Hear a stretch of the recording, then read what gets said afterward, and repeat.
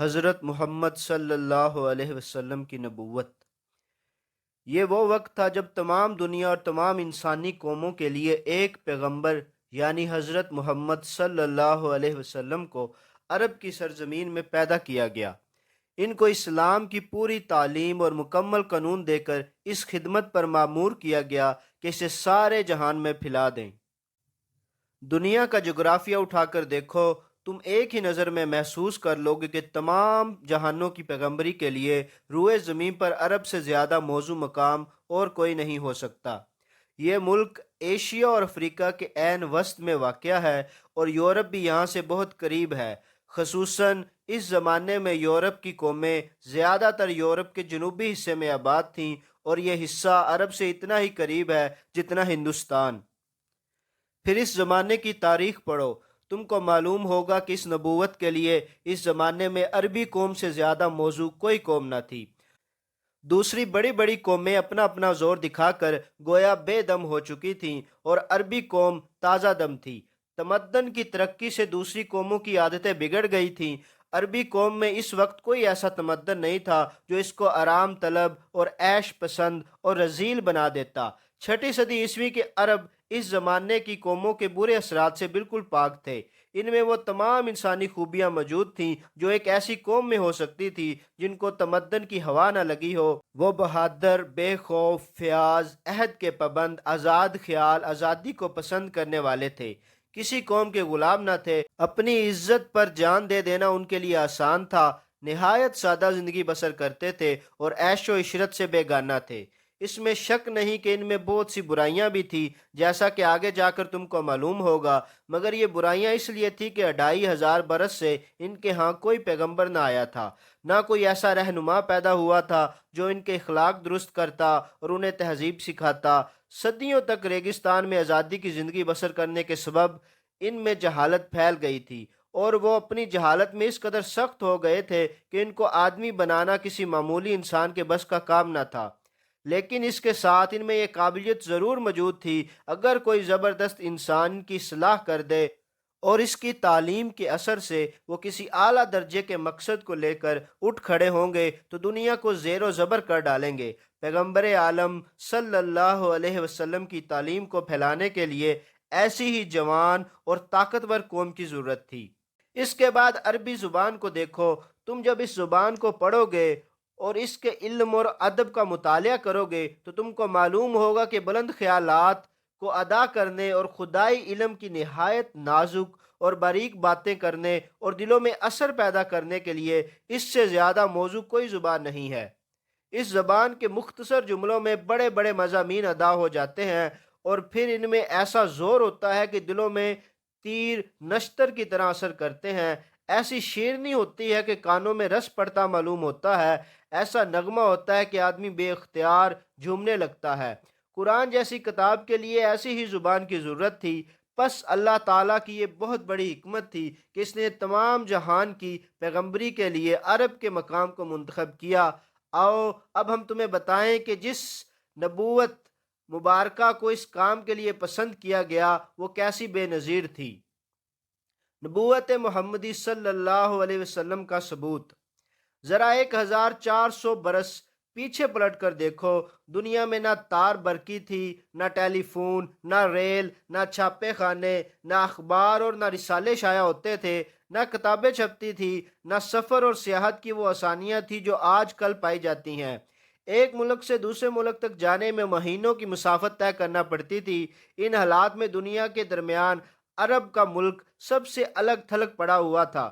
اس کے ارد گرد ایران، روم اور مصر کے ملک تھے جن میں کچھ علوم و فنون کا چرچا تھا، مگر ریت کے بڑے بڑے سمندروں نے عرب کو اس سے جدا کر رکھا تھا۔ عرب سوداگر اونٹوں پر مہینوں کی راہ طے کر کے ان ملکوں میں تجارت کے لیے جاتے تھے، مگر یہ تعلق صرف مال کی خرید و فروخت کی حد تک تھا۔ خود عرب میں کوئی اعلیٰ درجے کا تمدن نہ تھا، نہ کوئی مدرسہ، نہ کتب خانہ، نہ لوگوں میں تعلیم کا چرچا تھا۔ تمام ملک میں گنتی کے چند لوگ تھے جن کو کچھ لکھنا پڑھنا آتا تھا، مگر وہ بھی اتنے نہیں تھے کہ اس زمانے کے علوم و فنون سے آشنا ہوتے۔ وہاں کوئی باقاعدہ حکومت بھی نہ تھی، کوئی قانون بھی نہ تھا، ہر قبیلہ اپنی جگہ خود مختار تھا، آزادی کے ساتھ لوٹ مار ہوتی تھی، آئے دن خون ریز لڑائیاں ہوتی رہتی تھیں، آدمی کی جان کی کوئی قیمت نہ رکھتی تھی، جس پر بس چلتا اسے مار ڈالتا اور اس کے مال پر قبضہ کر لیتا۔ اخلاق اور تہذیب کی ان کو ہوا تک نہ لگی تھی، بدکاری اور شراب خوری اور جوئے بازی کا بازار گرم تھا، لوگ ایک دوسرے کے سامنے بے تکلف برہنہ ہو جاتے تھے، عورتیں تک ننگی ہو کر خانہ کعبہ کا طواف کرتی تھی، حلال و حرام کی کوئی تمیز نہ تھی۔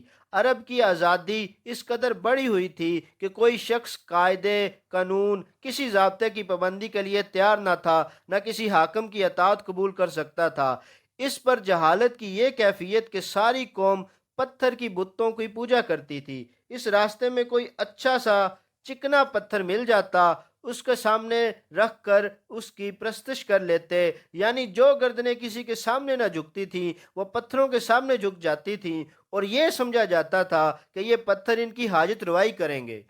ایسی قوم اور ایسے حالات میں ایک شخص پیدا ہوتا ہے، بچپن ہی میں ماں باپ اور دادا کا سایہ سر سے اٹھ جاتا ہے، اس کے لیے اس گئی گزری حالت میں جو تربیت مل سکتی تھی وہ بھی اس کو نہیں ملتی۔ ہوش سنبھالتا ہے تو عرب لڑکوں کے ساتھ بکریاں چرانے لگتا ہے، جوان ہوتا ہے تو سوداگری میں لگ جاتا ہے، اٹھنا بیٹھنا ملنا جلنا سب انہی عربوں کے ساتھ ہے جن کی حالت تم نے اوپر دیکھی ہے۔ تعلیم کا نام تک نہیں، حتیٰ کہ پڑھنا بھی نہیں آتا، مگر اس کے باوجود اس کی عادتیں، اس کے اخلاق، اس کے خیالات سب سے جدا ہیں۔ وہ کبھی جھوٹ نہیں بولتا، کسی سے بد کلامی نہیں کرتا، اس کی زبان میں سختی کے بجائے شیرنی ہے، اور وہ بھی ایسی کہ لوگ اس کے گرویدہ ہو جاتے ہیں۔ وہ کسی کا ایک پیسہ بھی ناجائز طریقے سے نہیں لیتا۔ اس کی ایمانداری کا حال یہ ہے کہ لوگ اپنی قیمتی مال اس کے پاس حفاظت کے لیے رکھواتے ہیں، اور وہ ہر ایک کے مال کی حفاظت اپنی جان کی طرح کرتا ہے۔ ساری قوم اس کی دیانت پر بھروسہ کرتی ہے اور اسے امین کے نام سے پکارتی ہے۔ اس کی شرم و حیا کا یہ عالم ہے کہ ہوش سنبھالنے کے بعد کسی نے اس کو برہنہ نہیں دیکھا۔ اس کی شائستگی کا یہ حال ہے کہ بدتمیز اور گندے لوگوں میں پلنے اور رہنے کے باوجود ہر بدتمیزی اور ہر گندگی سے نفرت کرتا ہے، اور اس کے ہر کام میں صفائی اور ستھرائی پائی جاتی ہے۔ اس کے خیالات اتنے پاکیزہ ہیں کہ اپنی قوم کو لوٹ مار اور خون ریزی کرتے دیکھ کر اس کا دل دکھتا ہے، اور وہ لڑائی کے موقع پر صلح صفائی کرانے کی کوشش کرتا ہے۔ دل ایسا نرم ہے کہ ہر ایک کے دکھ میں شریک ہوتا ہے، یتیموں اور بیووں کی مدد کرتا ہے، بھوکوں کو کھانا کھلاتا ہے، مسافروں کی میزبانی کرتا ہے، کسی کو اس سے دکھ نہیں پہنچتا، اور وہ خود دوسروں کی خاطر دکھ اٹھاتا ہے۔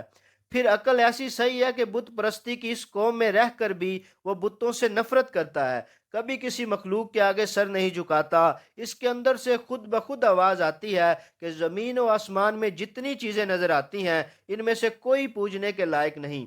اس کا دل آپ سے آپ کہتا ہے کہ خدا تو ایک ہی ہو سکتا ہے اور ایک ہی ہے۔ اس جاہل قوم میں یہ شخص اتنا ممتاز نظر آتا ہے، گویا پتھروں کے ڈھیر میں ایک ہیرا چمک رہا ہو، یا گھٹا ٹوپ اندھیرے میں ایک شمع روشن ہے۔ 40 برس کے قریب اس طرح پاک صاف اعلیٰ درجے کی شریفانہ زندگی بسر کرنے کے بعد یہ شخص اس تاریکی سے جو اس کے چاروں طرف پھیلی ہوئی تھی گھبرا اٹھتا ہے۔ جہالت، بد اخلاقی، بد کرداری، بد نظمی اور شرک و بت پرستی کا یہ ہولناک سمندر جو اس کو گھیرے ہوئے تھا، اس سے وہ نکل جانا چاہتا ہے، کیونکہ یہاں کوئی چیز بھی اس کی طبیعت کے مناسب نہیں۔ آخر وہ آبادی سے دور ایک پہاڑ کی غار میں جا کر تنہائی اور سکون کے عالم میں کئی کئی دن گزارتا ہے، فاقے کر کے اپنی روح اور اپنے دل و دماغ کو اور زیادہ پاک صاف کرتا ہے، سوچتا ہے، غور و فکر کرتا ہے، اور کوئی روشنی ڈھونڈتا ہے جس سے وہ اس چاروں طرف پھیلی ہوئی تاریکی کو دور کر دے۔ ایسی قوت و طاقت حاصل کرنا چاہتا ہے جس سے وہ اس بگڑی ہوئی دنیا کو توڑ پھوڑ کر پھر سے سنوار دے۔ یکا یک اس کی حالت میں ایک عظیم الشان تغیر رونما ہوتا ہے، ایک دم سے اس کے دل میں وہ روشنی آ جاتی ہے جس کو اس کی فطرت مانگ رہی تھی۔ اچانک اس کے اندر وہ طاقت بھر جاتی ہے جس کا ظہور اس سے پہلے کبھی نہ ہوا تھا۔ وہ غار کی تنہائی سے نکل آتا ہے، اپنی قوم کے پاس آتا ہے، اس سے کہتا ہے کہ یہ بت کسی کام کے نہیں، انہیں چھوڑ دو۔ یہ زمین، چاند، سورج، تارے، زمین و آسمان کی ساری قوتیں ایک خدا کی مخلوق ہیں۔ وہی تمہارا پیدا کرنے والا ہے، وہی رزق دینے والا ہے، وہی مارنے اور جلانے والا ہے۔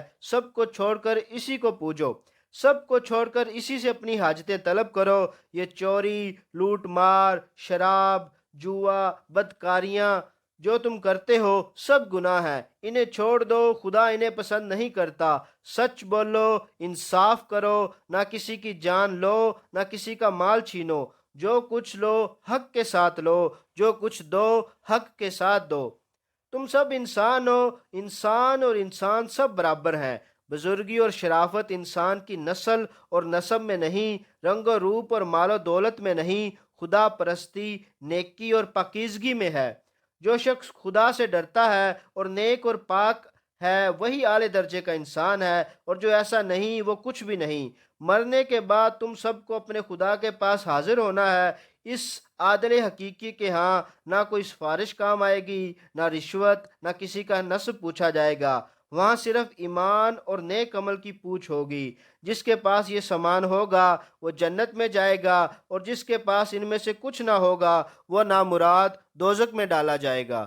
جاہل قوم نے اس نیک انسان کو محض اس قصور میں ستانا شروع کیا کہ وہ ایسی باتوں کو برا کیوں کہتا ہے جو باپ دادا کے وقتوں سے ہوتی چلی آ رہی ہیں، اور ان باتوں کی تعلیم کیوں دیتا ہے جو بزرگوں کے طریقوں کے خلاف ہے۔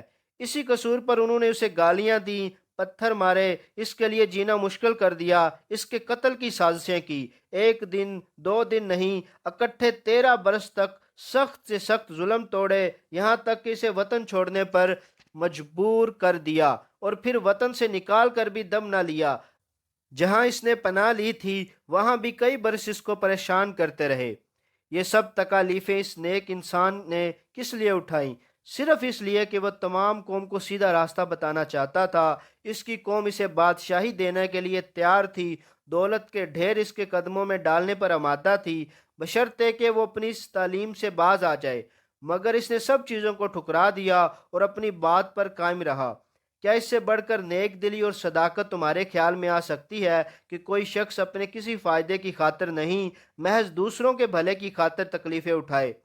وہی لوگ جن کے فائدے کے لیے وہ کوشش کر رہا تھا اس کو پتھر مارتے تھے، اور وہ ان کے لیے دعائے خیر کرتا تھا۔ انسان تو کیا، فرشتے بھی اس کی نیکی پر قربان جائیں۔ پھر دیکھو، جب ایک شخص اپنے غار سے یہ تعلیم لے کر نکلا تو اس میں کتنا بڑا انقلاب ہو گیا۔ اب جو کلام وہ سنا رہا ہے وہ ایسا فصیح و بلیغ تھا کہ کسی نے اس سے پہلے ایسا کلام کہا نہ اس کے بعد کوئی کہہ سکے گا۔ عرب والوں کو اپنی شاعری، اپنی خطابت، اپنی فصاحت پر بڑا ناز تھا۔ اس نے عرب سے کہا کہ تم ایک ہی صورت اس کلام کے مانند بنا لاؤ، مگر سب کی گردنیں عاجزی سے جھک گئیں۔ حد یہ ہے کہ خود اس شخص کو اپنی بول چال اور تقریر کی زبان بھی اتنے اعلیٰ درجے کی نہ تھی جتنی اس خاص کلام کی تھی۔ چنانچہ آج بھی جب ہم اس کی دوسری تقریروں کا مقابلہ اس کلام سے کرتے ہیں تو دونوں میں نمایاں فرق محسوس ہوتا ہے۔ اس ان پڑھ صحرا نشین انسان نے حکمت اور دانائی کی ایسی باتیں کہنا شروع کی کہ نہ اس سے پہلے کسی انسان نے کہی تھی، نہ اس کے بعد آج تک کوئی کہہ سکا، نہ 40 برس کی عمر سے پہلے خود اس کی زبان سے وہ کبھی سنی گئی تھیں۔ اس امی نے اخلاق، معاشرت، معیشت، سیاست اور انسانی زندگی کے تمام معاملات کے متعلق ایسے قوانین بنا کے بڑے بڑے عالم اور عاقل برسوں کے غور و خوض اور ساری عمر کے تجربات کے بعد مشکل سے ان حکمتوں کو سمجھ سکتے تھے، اور دنیا کے تجربات جتنے بڑھتے جاتے ان کی حکمتیں اور زیادہ کھلتی جاتی ہیں۔ 1300 برس سے زیادہ مدت گزر چکی ہے، مگر آج بھی اس کے بنائے ہوئے قانون میں کسی ترمیم کی گنجائش نظر نہیں آتی۔ دنیا کے قانون ہزاروں مرتبہ بنے اور بگڑے، ہر آزمائش میں ناکام ہوئے اور ہر بار اس میں ترمیم کرنا پڑی، مگر اس صحرا نشین امی نے تنہا بغیر کسی دوسرے انسان کی مدد کے جو قانون بنا دیے، ان کی کوئی ایک دفعہ بھی ایسی نہیں جو اپنی جگہ سے ہٹائی جا سکتی ہے۔ اس نے 23 برس کی مدت میں اپنے اخلاق، اپنی نیکی و شرافت اور اپنی اعلیٰ تعلیم کے زور سے اپنے دشمنوں کو دوست بنا لیا، اپنے مخالفین کو موافق بنا لیا۔ بڑی بڑی طاقتیں اس کے مقابلے میں اٹھیں اور آخر کار شکست کھا کر اس کے قدموں میں آ رہیں۔ اس نے جب فتح پائی تو کسی دشمن سے بدلہ نہ لیا، کسی پر سختی نہ کی۔ جنہوں نے اس کے حقیقی چاچا کو قتل کیا تھا اور اس کا کلیجہ نکال کر چبا گئے تھے، ان کو بھی فتح پا کر اس نے معاف کر دیا۔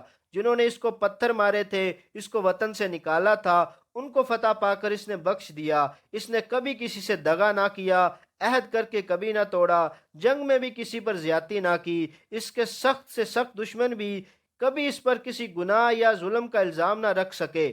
یہی نیکی تھی جس نے بالآخر تمام عرب کا دل مو لیا۔ پھر اس نے اپنی تعلیم و ہدایت سے انہی عربوں کو، جن کا حال تم اوپر پڑھ چکے ہو، وحشت اور جہالت سے نکال کر اعلیٰ درجے کی مہذب قوم بنا دیا۔ جو عرب کسی قانون کی پابندی پر تیار نہ تھے، ان کو اس نے ایسا پابند قانون بنایا کہ دنیا کی تاریخ میں کوئی قوم ایسی پابند قانون نظر نہیں آتی۔ جو عرب کسی کی اطاعت پر آمادہ نہ تھے، اس نے ان کو ایک عظیم الشان سلطنت کا تابع بنایا۔ جن لوگوں کو اخلاق کی ہوا تک نہ لگی تھی، ان کے اخلاق ایسے پاکیزہ بنا دیے کہ آج ان کے حالات پڑھ کر دنیا دنگ رہ جاتی ہے۔ جو عرب اس وقت دنیا کی قوموں میں سب سے زیادہ پست تھے، وہ اس تنہا انسان کے اثر سے 23 برس کے اندر یکا یک ایسے زبردست ہو گئے کہ انہوں نے ایران، روم اور مصر کی عظیم الشان سلطنتوں کے تخت الٹ دیے، دنیا کو تمدن، تہذیب، اخلاق اور انسانیت کا سبق دیا۔ اسلام کی ایک تعلیم اور ایک شریعت کو لے کر ایشیا، افریقہ اور یورپ کے دور دراز گوشوں تک پھیلتے چلے گئے۔ یہ تو وہ اثرات ہیں جو عرب قوم پر ہوئے۔ اس سے زیادہ حیرت انگیز اثرات اس امی کی تعلیم سے تمام دنیا پر ہوئے۔ اس نے ساری دنیا کے خیالات، عادات اور قوانین میں انقلاب برپا کر دیا۔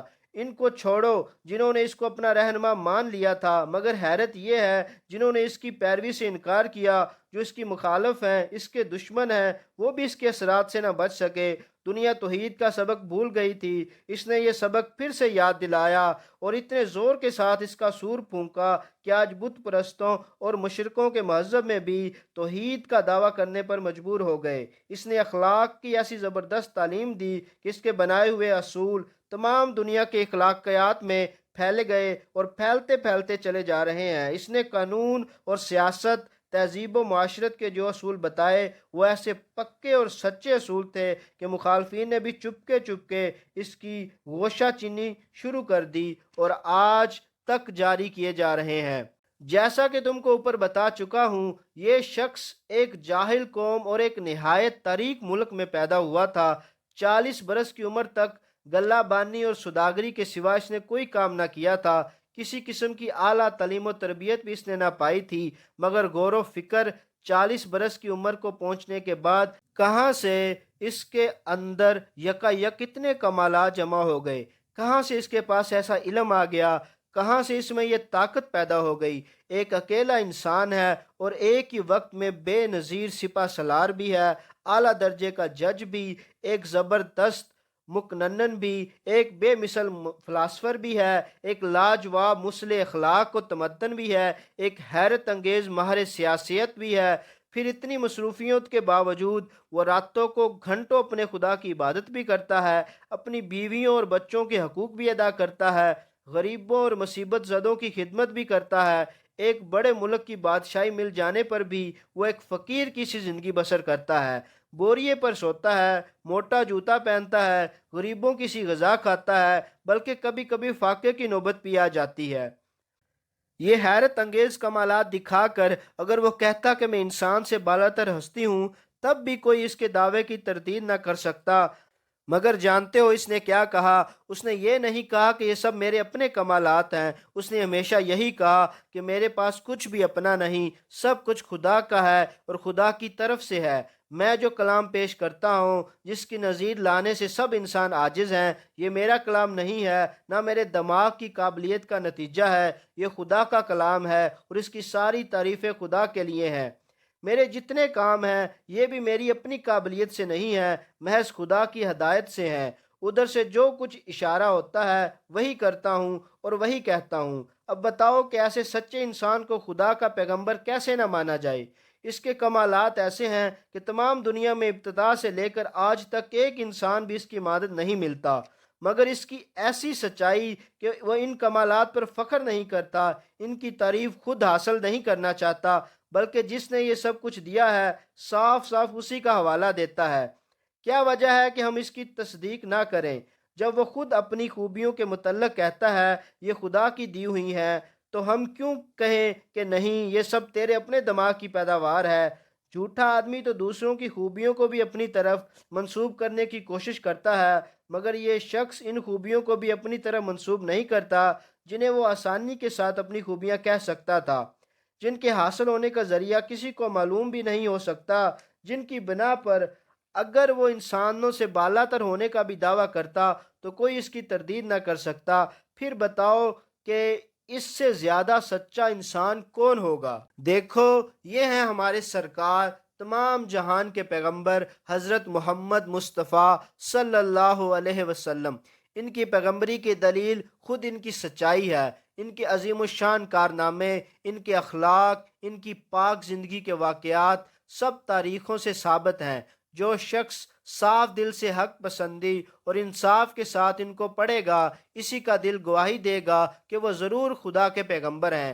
وہ کلام جو انہوں نے پیش کیا وہ یہی قرآن ہے جسے تم پڑھتے ہو۔ اس بے نظیر کتاب کو جو شخص بھی سمجھ کر کھلے دل سے پڑھے گا، اس کو اقرار کرنا پڑے گا کہ یہ ضرور خدا کی کتاب ہے۔ کوئی انسان ایسی کتاب تصنیف نہیں کر سکتا۔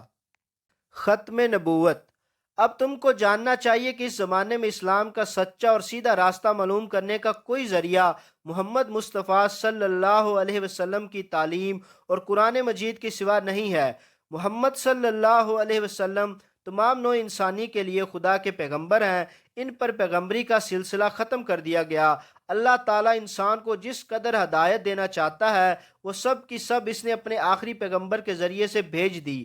اب جو شخص حق کا طالب ہو اور خدا کا مسلم بندہ بننا چاہتا ہو، اس پر لازم ہے کہ خدا کے آخری پیغمبر پر ایمان لائے، جو کچھ تعلیم انہوں نے دی اس کو مانے اور جو طریقہ انہوں نے بتایا اس کی پیروی کرے۔ ختم نبوت پر دلائل۔ پیغمبر کی زندگی دراصل اس کی تعلیم اور ہدایت کی زندگی ہوتی ہے۔ جب تک اس کی تعلیم اور ہدایت زندہ ہے اس وقت تک گویا وہ خود زندہ ہے۔ پچھلے پیغمبر مر گئے کیونکہ جو تعلیم انہوں نے دی تھی دنیا نے اس کو بدل ڈالا۔ جو کتابیں وہ لائے تھے ان میں سے آج ایک بھی اصلی صورت میں موجود نہیں۔ خود ان کے پیرو بھی یہ دعویٰ نہیں کر سکتے کہ ہمارے پاس پیغمبر کی دی ہوئی اصلی کتابیں موجود ہیں۔ انہوں نے اپنے پیغمبروں کی سیرتوں کو بھلا دیا۔ پچھلے پیغمبروں میں سے ایک کے بھی صحیح اور معتبر حالات آج کہیں نہیں ملتے۔ یہ بھی یقین کے ساتھ نہیں کہا جا سکتا کہ وہ کس زمانے میں پیدا ہوئے، کہاں پیدا ہوئے، کیا کام انہوں نے کیے، کس طرح زندگی بسر کی، کن باتوں کی تعلیم دی اور کن باتوں سے روکا۔ یہی ان کی موت ہے۔ مگر محمد صلی اللہ علیہ وآلہ وسلم زندہ ہیں، کیونکہ ان کی تعلیم و ہدایت زندہ ہے۔ جو قرآن انہوں نے دیا وہ اپنے اصلی الفاظ کے ساتھ موجود ہے۔ اس میں ایک حرف، ایک نقطہ، ایک زیر و زبر کا بھی فرق نہیں آیا۔ ان کی زندگی کے حالات، ان کے اقوال، افعال سب کے سب محفوظ ہیں، اور 1300 برس سے زائد مدت گزر جانے کے بعد بھی تاریخ میں ان کا نقشہ ایسے صاف نظر آتا ہے کہ گویا ہم آپ صلی اللہ علیہ وسلم کو دیکھ رہے ہیں۔ دنیا کے کسی شخص کی زندگی بھی اتنی محفوظ نہیں جتنی آپ صلی اللہ علیہ وسلم کی زندگی محفوظ ہے۔ ہم اپنی زندگی کے ہر معاملے میں آپ صلی اللہ علیہ وسلم سے سبق لے سکتے ہیں۔ یہی اس بات کی دلیل ہے کہ آپ صلی اللہ علیہ وسلم کے بعد کسی دوسرے پیغمبر کی ضرورت نہیں۔ ایک پیغمبر کے بعد دوسرے پیغمبر آنے کی صرف 3 وجہیں ہو سکتی ہیں۔ نمبر 1، یا تو پہلے پیغمبر کی تعلیم و ہدایت مٹ گئی ہو اور اس کو پھر پیش کرنے کی ضرورت ہو۔ نمبر 2، یا پہلے پیغمبر کی تعلیم مکمل نہ ہو اور اس میں ترمیم یا اضافے کی ضرورت ہو۔ اور نمبر 3، یا پہلے پیغمبر کی تعلیم ایک خاص وقت تک محدود ہو اور دوسری قوم یا قوموں کے لیے دوسرے پیغمبر کی ضرورت ہو۔ یہ تینوں وجہیں اب باقی نہیں۔ حضرت محمد صلی اللہ علیہ وسلم کی تعلیم و ہدایت زندہ ہے اور وہ ذرائع پوری طرح محفوظ ہیں جن سے ہر وقت یہ معلوم کیا جا سکتا ہے کہ حضور صلی اللہ علیہ وسلم کا دین کیا تھا، کیا ہدایت لے کر آپ آئے تھے، کس طریقے زندگی کو آپ نے رائج کیا اور کن طریقوں کو آپ نے مٹانے اور بند کرنے کی کوشش فرمائی۔ پس جب کہ آپ کی تعلیم و ہدایت مٹی ہی نہیں تو اس کو از سر نو پیش کرنے کے لیے کسی نبی کے آنے کی ضرورت نہیں ہے۔ آپ صلی اللہ علیہ وسلم کے ذریعے سے دنیا کو اسلام کی مکمل تعلیم دی جا چکی ہے۔ اب نہ اس میں کچھ گھٹانے بڑھانے کی ضرورت ہے اور نہ کوئی ایسا نقص باقی رہ گیا جس کی تکمیل کے لیے کسی نبی کی آنے کی حاجت ہو، لہٰذا دوسری وجہ بھی دور ہو گئی۔ آپ صلی اللہ علیہ وسلم کسی خاص قوم کے لیے نہیں بلکہ تمام دنیا کے لیے نبی بنا کر بھیجے گئے اور تمام انسانوں کے لیے آپ کی تعلیم کافی ہے، لہٰذا اب کسی خاص قوم کے لیے الگ نبی آنے کی ضرورت بھی نہیں۔ اس طرح تیسری وجہ بھی دور ہو گئی۔ اسی بنا پر آپ صلی اللہ علیہ وسلم کو خاتم النبیین کہا گیا، یعنی سلسلہ نبوت کو ختم کر دینے والا۔ اب دنیا کو کسی دوسرے نبی کی ضرورت نہیں بلکہ صرف ایسے لوگوں کی ضرورت ہے جو آپ کے طریقوں پر خود چلیں اور دوسروں کو چلائیں، آپ کی تعلیمات کو سمجھیں، ان پر عمل کریں اور دنیا میں اس قانون کی حکومت قائم کریں جس کو لے کر آپ صلی اللہ علیہ وآلہ وسلم تشریف لائے تھے۔